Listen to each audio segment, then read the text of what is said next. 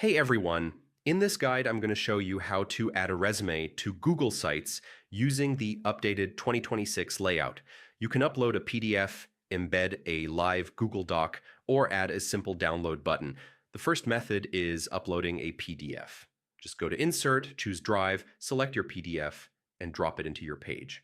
Resize it however you like. The second method is embedding a Google Doc. Open your resume in Docs, make sure it's shared so anyone can view it, and then insert it from the Drive tab in Google Sites. The nice thing about this option is that it auto-updates whenever you change your resume.